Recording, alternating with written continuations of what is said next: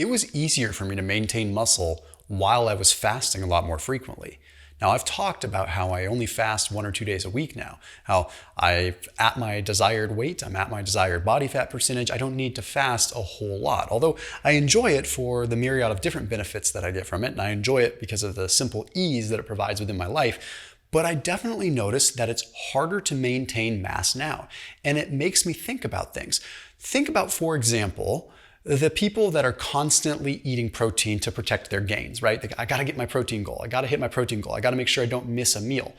They are essentially enabling themselves, right? Their body is so used to a steady stream of protein that if they remove it, maybe they run into a situation where their body actually starts breaking protein down easier. Maybe there's some theory behind abstaining from food for a period of time, conditioning your body to be okay during long periods of time without fuel. It's one of the things that I noticed when I would increase my running volume, or I would increase my backpacking volume, or go long periods of time without food. I just didn't really waste muscle much. But then you've got people that come on the scene that are talking about how fasting is just shrinking all their muscle mass.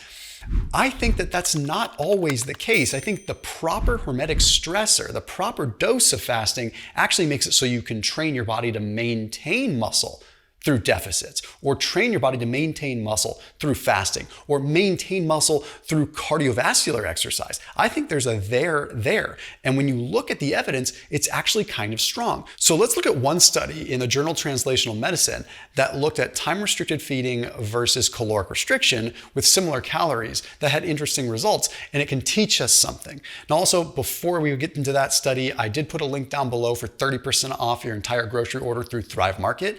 I highly recommend that you check them out. If you're getting protein, if you're getting snacks, if you're getting just your groceries in general, it just makes a lot of sense because their prices are super competitive, and that's a 30% off discount link off your entire first grocery order, plus a free gift along with purchase. So the cool thing is I use Thrive Market because, simply put, when I'm feeding my family, I like to have foods that I know where it came from.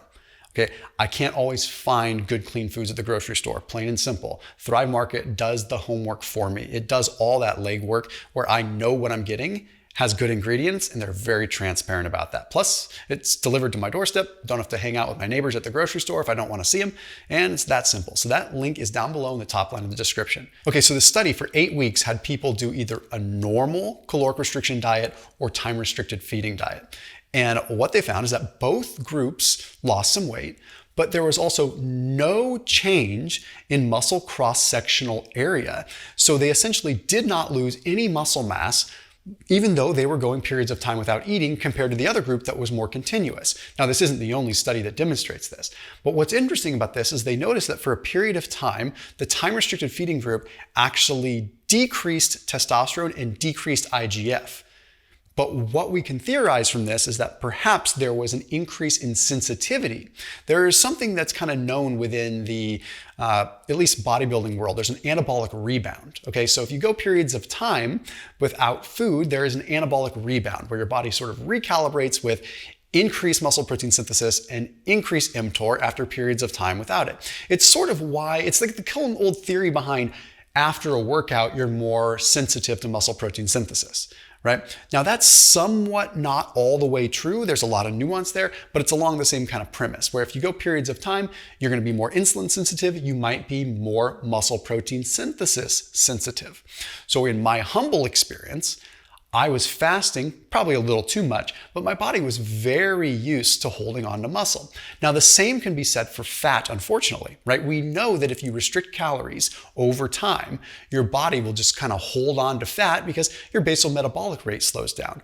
But if you have taught your body that muscle is metabolically relevant and that you use it, it's going to keep it, and it's going to go to lots of different lengths to keep it. But you're not just going to take my word for it. This is a very evidence-based channel, so let's look at some more data. There was a study that was published in the journal Obesity that looked at regular caloric restriction versus what was called intermittent caloric restriction. This is where they would go periods of time without food and then put them in a deficit versus a traditional just in a low-grade deficit.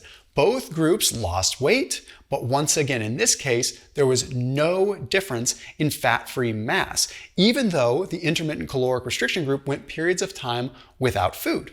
Okay, that doesn't prove everything, but again, it tells us that there's an interesting sparing effect that probably isn't just to do with the fast itself. It's probably changing things altogether. But one of the most fascinating things that I found was a study that looked at what's called mTOR priming, and it was published in the journal Physiology. So they took a look at subjects that worked out, they did resistance training, and then they gave them a chunk of protein to consume, but some of them had to consume it every hour and a half over 12 hours.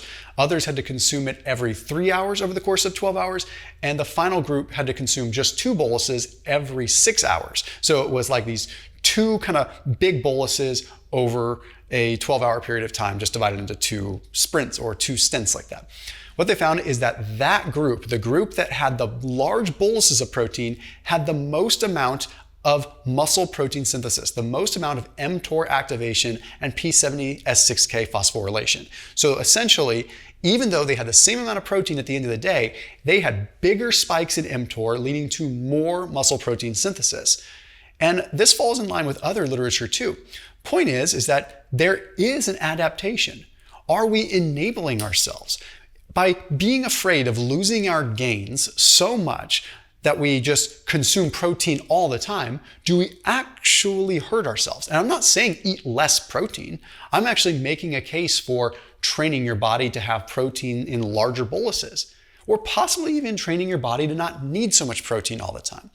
I'm a big fan of maintaining muscle, obviously, but I also know that per Dr. Don Layman's literature, that stimulus is the best way to maintain muscle mass. So if we get lost too much in the weeds of only protein, protein, protein, we forget that stimulus is so important, we might just convince our body that we're gonna have protein all the time. And if it starts seeing that coming, it's like letting a kid get away with things all the time. You just enable them to act that way.